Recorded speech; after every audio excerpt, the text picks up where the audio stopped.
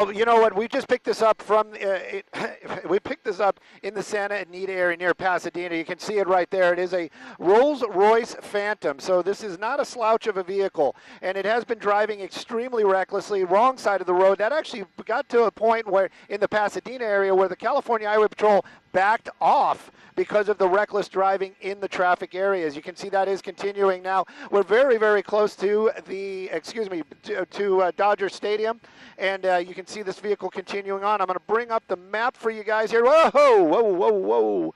In just a second here, and then we can continue on and take a look at what's going on. There you go. He's making his way. He's on Sunset, and he's directly underneath us. Excuse everybody. I hope everybody took their Dramamine as we do a little pirouette right there. But this vehicle has been continuing running red lights, doing very reckless driving, and then there was some talk that there may be a weapon inside of the car.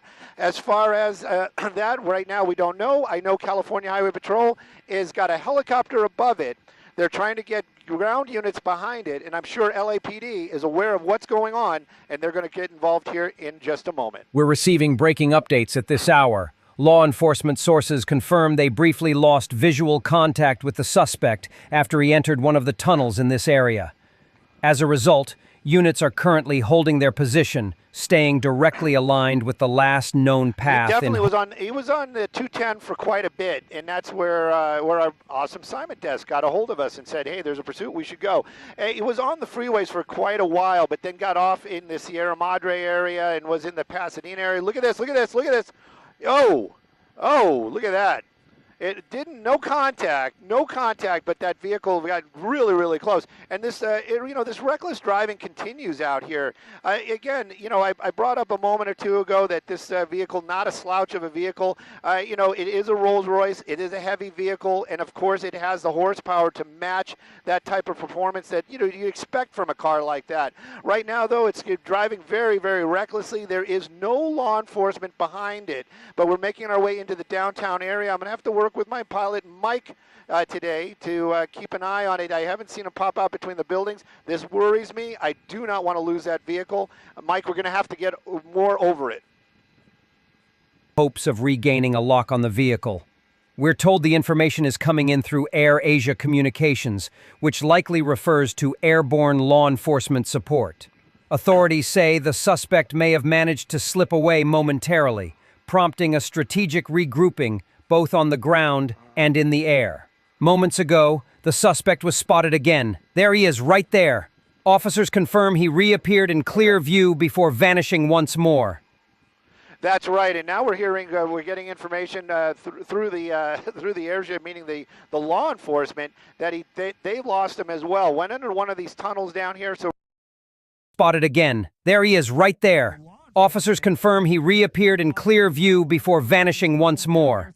This reinforces why it's so critical to maintain law enforcement presence both behind the vehicle and above it in the skies.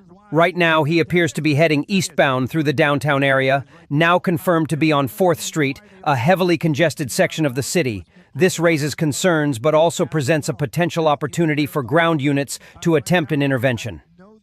Sources indicate LAPD may be preparing to execute a tactical maneuver, possibly a pit, though the suspect's vehicle is described as quite heavy.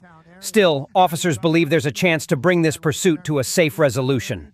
As of now, the situation remains extremely dangerous, both for the public and responding units.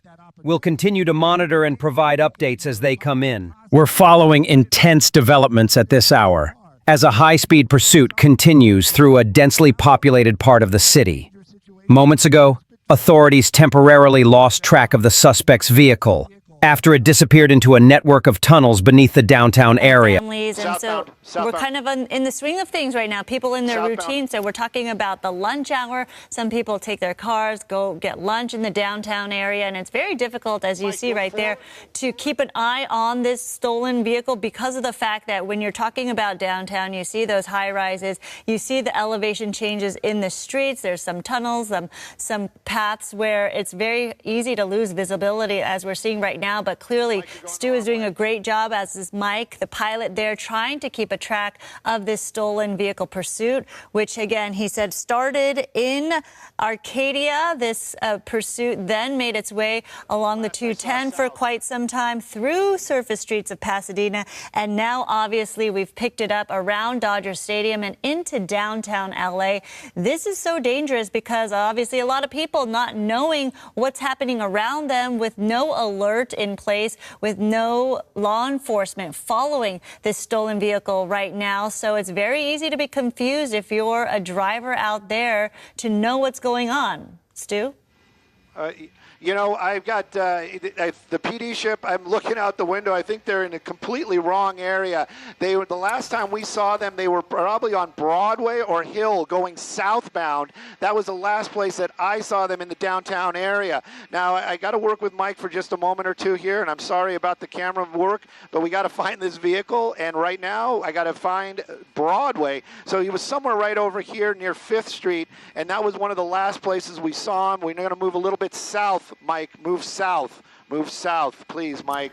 Yes, you and Mike work together, Stu, to get situated right there as you're listening to multiple scanners, what Stu does up in Skyfox along with the pilots. In this case, Mike, it is very difficult because they are listening to law enforcement scanners. They are scanning the scene below them as well. As you can see, they're trying to fixate that camera, get that right camera angle to bring you this pursuit, which could be, hopefully not, though, very dangerous when it comes to public safety. And that is why it's so important that we do show you the situation on the ground when we're dealing with a pursuit like this. You saw how reckless may have entered one of several access points underground. Ground units immediately held their positions, maintaining alignment with the suspect's last known trajectory. Law enforcement officials believe that these tunnels may have offered the suspect a brief opportunity to evade surveillance, but not for long. Just seconds later, he reappeared on traffic cams and was spotted by both aerial and street-level units.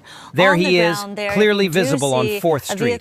For a moment, officers had eyes on the vehicle before it disappeared once again into heavy traffic. This is precisely why maintaining a dual-level response, both ground and air, is crucial in these high-risk pursuits. The suspect is now confirmed to be heading eastbound in the downtown corridor, a notoriously congested area where pedestrian traffic intersections and narrow lanes could complicate the pursuit. Police are considering the possibility of executing a controlled intervention, such as a pit maneuver, though it remains unclear whether that can be safely attempted, given the weight and type of the vehicle, as well as the traffic density.